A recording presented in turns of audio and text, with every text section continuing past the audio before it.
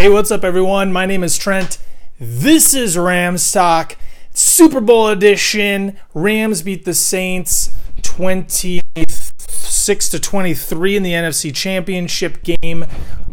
First of all, I want to shout out to all of the Rams fans out there, not just the ones that have subscribed, who haven't subscribed, just everyone out there. Every Rams fan, especially the long-time Rams fans that have been through all the downs. Very few ups, mostly just a downward spiral. Myself, born and raised Rams fan. I remember going to the last LA Rams game I went to before they moved. Was like a random preseason game against the Arizona Cardinals when they're playing in Anaheim. I remember when it was like my Boy Scout troop got discounted tickets, and I went with some kids and my dad and a British guy. And those were the days. That was like, I want to say, the Jerome Bettis, Chris Miller days. So I was like 12 or 13 when it was the Jim Everett, Flipper Anderson, Henry Eller, Jackie Slater, Kevin Green, like those days when they were like really good. But then when I kind of got into like high school and I really started getting into sports is when they were kind of that perennial middle of the pack, bottom of the barrel NFC team, and those were the days. And this is really crazy for me to wrap my head around the fact that the first time in my life that I know the LA Rams are going to the Super Bowl. So when they were St. Louis Rams, I was still all on board, but you know, it was far away. And so this is truly a special moment for myself, my dad, Mike Jackson, his dad, all of you long old school Rams fans, new Rams fans. This is just a great time. This is also, just taking a pause out of this programming here, this is also Martin Luther King Jr. Day. So, you know, kind of makes me think about things that are bigger than sports and, you know, just people who make this country a better place for everyone. That kind of, you know, this whole controversy against the Saints, I get it, but, you know, the world is just a better place right now. Anyways, enough of that. Saints fans, I feel for you.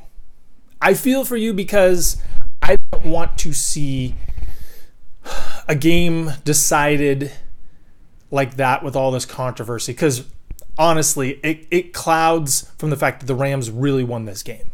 I know that's not going to be popular for Saints fans, but this is a Rams channel. I'm talking to my Rams people. I'm wearing my Rams shirt that's got like from St. Louis times, okay? I'm talking to the Rams fans out there, and you know, I don't want to get into this whole controversy really. I will just a little bit. I admit that was a blown call.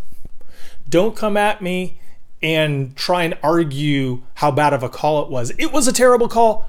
I know that. Rams fans know that. Saints fans know that. Everyone knows that. Jaguar fans know that. Dolphins fans knows that. My daughter knows that. Okay, not arguing that. But don't come and cherry pick penalties. Don't come and say the Saints lost that game because of that call. Because if you really want to play the penalties game, let's talk about Week 9. Remember Week 9 when Johnny Hekker ran out of bounds and he had the first down, but they even on the replay didn't give it to him? And you know, Saints fan, that was a first down, and that changed the entire complexion of that game. Don't even know if the Rams would have won that game anyway, but after that play, the Saints scored 3 touchdowns. Just went down and kind of mowed the Rams over. Changed everything. And if that game goes differently, the Rams have home field in the playoffs. Okay? So, like, you didn't care. Saints fans didn't want to hear it. They didn't care. No one cared. And that brings me to my point. Unless you are the fan base affected by a bad call, no one cares. I know this is raw, but you guys didn't care about the Week 9 stuff. I did. And this just like showed me like, okay, stuff like this happens. Now, if you want to go to this Rams game now, like the one against the Saints yesterday, on the Rams drive right before that, when Jared Goff was scrambling, and I believe it was a 4th down, he got face masked. They grabbed his face mask. And I saw it in real time. I saw it on the replay. And Saints fans, you know that happened. You know it. And you know what that does if they call that face mask play? 1st and goal on the inch. Rams score a touchdown, go up 24-20. That changes everything. It's a butterfly effect. So who knows if that play call to Ted Ginn is the same play call to Ted Ginn. Like, all the play calls that Sean Payton throws in when the Saints get the ball back are different because of the score being different. Maybe they march down the field and score a touchdown. But that play to Tommy Lee Jones, or whatever his name is, Tommy Lee Lewis, that's not happening because the game is different, is a different flow because of the Rams being up 24-20. So let's talk about that face mask penalty. Oh, that's right. You don't want to talk about that face mask penalty. You just want to talk about your penalty. It goes both ways. You cannot just look at a game and cherry pick the call that went against you. The Rams were penalized 7 times for 60-some yards. I think the Saints were only penalized 2 or 3 times. Okay? So, like, and coming into this game, that officiating crew, the Rams are 0-8 since 2012 with that crew. So it's not like they were Rams fans, just like since 2012 saying, hey, you know what? We're gonna go against the Rams every time. And when the moment strikes, when it's the most important, critical moment in the season, we're gonna give it to the Rams. Come on. All right? While you're at it, conspiracy theorists, tell me who shot JFK. All right? I mean, come on. So at the end of the day, the score was tied, 20-20. Saints had the ball in overtime. All they needed to do was go down, score a touchdown, they win the game. They didn't do that. Saints, you had your destiny in the palm of your hand, and you didn't do it.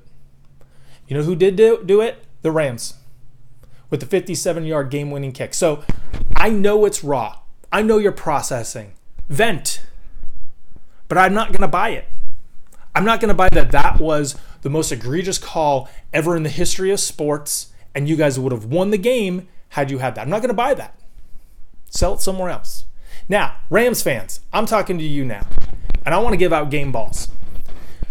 And the first thing I think about is Sean Payton, Marcus Peters, bowl of gumbo. I'm really fired up right now. I think yesterday I was just this is just bottled up and it's coming out. But game ball goes to those 3. Because the storyline before this game was Marcus Peters, the gumbo, Sean Payton. You can't hold Mike Thomas in check. 211 yards. Do you know what Mike Thomas did in this game?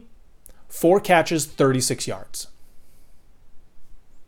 I mean, that is crazy. That is a crazy turn of events. Wade Phillips schemed it up, having Talib back.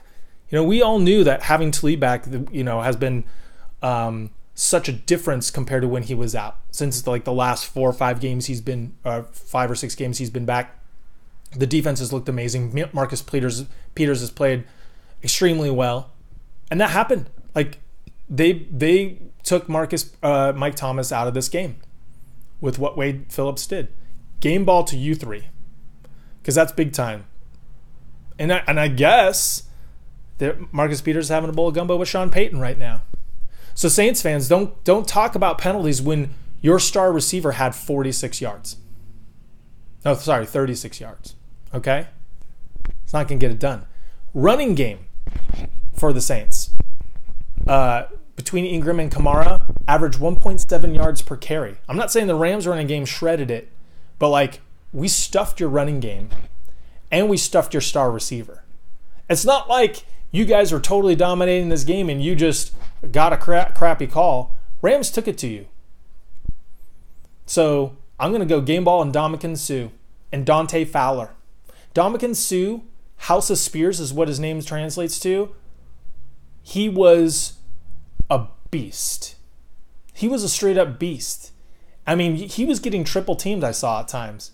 But I mean, he was in there just wrecking shop. And this is why the Rams signed him. This is why Ndamukong Suh is a household name before this season. Because he's super talented. And the last 2 games, he's had the eye of the freaking ram. All right. And when they panned over to him before Zuerlien had that kick the game winner, and he was just sitting there, I saw his arm, his bicep. I'm not kidding, that's bigger than my head. Like, that dude is a freaking tank. Dante Fowler was getting after it all game. Like, that third-round pick, the Rams had 3 third-round picks. They gave up 1 for Fowler. That is money well spent, pick well spent.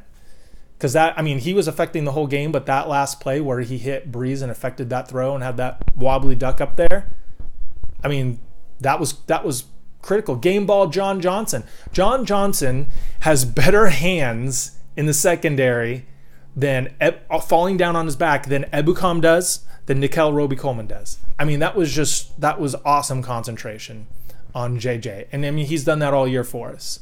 Aaron Donald was great too. But I really feel like you know what you're getting from Aaron Donald. He's been so consistent, but Ndamukong Suh just rising up, and this is money time. So yeah, on the defense, Corey Littleton, man, led the team in tackles.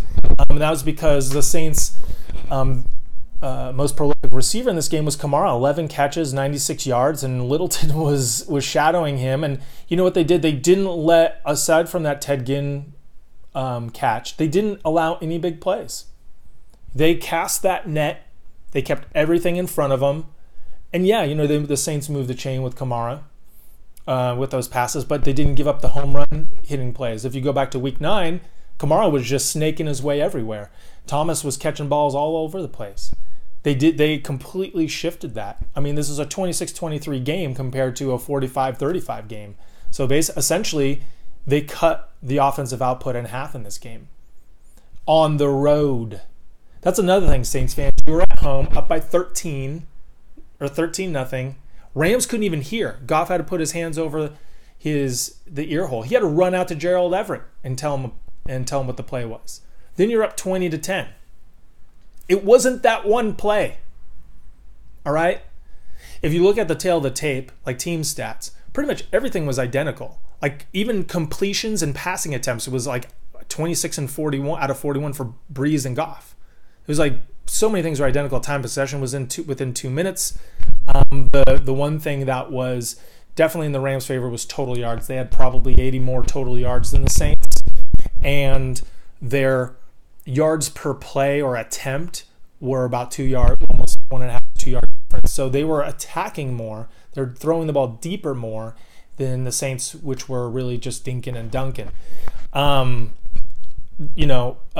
Flipping it over, game ball. I was really thinking about like game balls, and I decided to give everyone a game ball. But Johnny Hekker. So not only did he convert that fake punt, they were pinned down like between around the 30, their own 30. They don't convert that, they're toast. They were down 13-0 at that point. So to convert that, huge. Fossil, huge. McVay, huge. But Hekker, huge. Also, on the Greg Zuerlein game-winning kick, that snap was low, and Hekker had to dig it out and get it right there. That was a play of a game just in of itself before Zuerlein even kicks the ball. Another game ball, Greg Zuerlein. So remember last year when Zuerlein went out with the back injury, he was on pace to lead the NFL in all-time scoring for a season, right? Kind of a big thing. When you have a kicker in today's NFL, that's money in the bank. And you lose that. That's massive. Sam Ficken, imagine if we had Sam Ficken yesterday. No way that's happening. Greg the Leg was huge. One of the best kickers in football. Ice water in his veins. 57-yarder in the Superdome, loudest decibel level of all time. Those are some cojones right there. Freaking love you, Greg the Leg. Game ball, Jared Goff. A lot of people were thinking, myself included, how's Jared Goff going to play in this game? And I really felt he was a major key. Obviously, he's quarterback. But he seemed a little rattled at one or two different points. But, he stepped up and made some excellent throws. Those 2 throws at the end on that final drive, where he got hit both times and just like flung it out of desperation. I mean, come on. That's ridiculous. I mean, if I'm going to nitpick with Jared Goff, though, that throw down, like, as Robert Woods was crossing the middle and he caught it really high and fell down and just tried to roll for it, if he hits him in stride, game over. Game over. But Jared Goff, he was, okay, for the Goff haters out there, he was the number 1 pick in the draft. And 3 years later, he's in the Super Bowl. I would say that if you draft a quarterback number 1 overall, this is what you want. You want him to be your guy. You want him to lead a team to the Super Bowl. So whatever the Rams traded, the 2 number 1 picks to get up and get Jared Goff, that was an excellent franchise-changing move, along with getting McVay. But Jared Goff had more yards than Drew Brees, and the interception that he threw was not on him. And that brings me to, if I had to take a game ball from someone, I guess it'd be Todd Gurley, which I hate to do, but I don't know what was going on with Todd Gurley in this game. And I think they benched him because he just wasn't dialed in, or maybe he was still knocking rust off. But, I mean, that cat, he dropped 2 passes and 1 was the interception. And that's not Goff's fault. That's on Gurley. He did run in for that touchdown, looked good there. So I don't know if it was a physical thing or what, but I kind of felt like they were going with C.J. Anderson because they just wanted that like power runner, because I will give credit to the Saints 100%. Saints defense was tough, especially the run defense. I mean, if the Rams really didn't find any holes, and I think that's really why they were going with C.J. Anderson. They just wanted to try power against the Saints, bring in the power. But, you know, even though they lost Rankins, I mean, the Saints defense came to play, and they were on it, and their cornerbacks were on it. Their whole team was on it. If I can nitpick again, I don't know why the Rams didn't try and go deep and take the cover off like they did with Cooks that one play. That's where the Saints have been most vulnerable. They showed it with that Cooks play. But I loved how Josh Reynolds stepped up. I loved how Gerald Everett stepped up. And when Gerald Everett made that catch and ran with it, you forget like how big that guy is, because he looks kind of lanky, but he is still big, like a tight end in a way, not like Gronk, but you know, it made me think, like, why aren't we getting those guys more involved? And Higbee had a couple good catches, including that touchdown. Cooks over 100 yards. I thought Woods would have more action, but he didn't. Offensive line played great. They didn't open up a lot of running lanes, but I mean, they played against a good defense. But what they really did was they protected Goff, and Goff got sacked 1 time.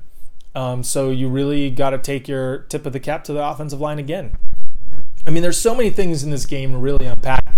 I mean, like the 4th quarter rolled around, I had to go to the bathroom, and I was just so locked in that I was holding it. And then overtime came. I'm like, okay, if I go pee now, then like I'm superstitious, then they're gonna lose. So I was just holding it, and then you probably didn't even need to know that, but this game was everything I wanted it to be, and I'm so proud of the Rams team and everything they've gone through this year and how resilient they've been. And going into the Superdome, in the playoffs, NFC Championship game, a lot of young guys on this team. They really made me proud. Made me proud of them. Made me proud to be a Rams fan. You know, McVay just breathing life into this organization, and McVay conserving timeouts. It was kind of crazy. In both the first and second half, they had most of their timeouts in the second quarter and the 4th quarter. I was like, wow, this is weird. But this whole time, so the Rams win. The whole time, I'm wanting the Patriots. I want the Patriots. I remember that Super Bowl. Talk about fans being bitter. Talk to a Raiders fan and the Tuck rule. Okay? So, like, it happens all the time, man. But that was when the Rams lost to the Patriots. All the Patriots were shady with spying and stuff. And that was Brady's rookie year. That was his coming out party. All the way back then. Like, you watch highlights from there, like, damn, that was a long time ago. Like, wow, it looks so old. Like, I was in my 20s. My dad was in his 50s. But I want the Patriots. I want the team that Brady beat to catapult his career I want that same team, the Rams, to end his career. I'm tired of him. I'm just tired of Brady and the Pats. And they're going to be formidable. I don't doubt that at all. And we're going to get in. I'm going to be posting a lot of Super Bowl preview videos. But it's kind of like one of those deals like where for the Red Sox to really get the monkey off their back, they had to go through the Yankees. And I feel like for the Rams going through the Patriots really exercise some demons and really would have things come full circle. I feel that the Rams are a better team, but there's the Belichick, Brady, they just always pull it out factor. So, okay, I can go down the rabbit hole with this. You guys have been awesome. You've watched so much. Rams fans, I love you wherever you are. Saints fans, I'm sorry it ended that way for you, but at the same time, I'm a Rams fan. I'm going to take this win and be happy about it. I appreciate the Saints have been very cordial this whole time, the Saints fans. Anti-Saints fans, okay? I just, what are you going to do? So, anyways, Rams, we battled it out. We're going to the Super Bowl. It still sounds weird, but soak in it. Enjoy these 2 weeks. Don't listen to the media. Just focus on what the Rams did, okay?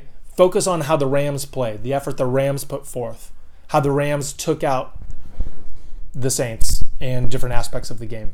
Think about that. Focus on that. Live in that. So, yeah, thank you, everyone. Comment. Let me know how you're feeling about this. I know you're feeling good. And subscribe if you haven't. Watch some old videos if you haven't. Or don't. It's all good. I'm feeling great. And until next time, go Rams.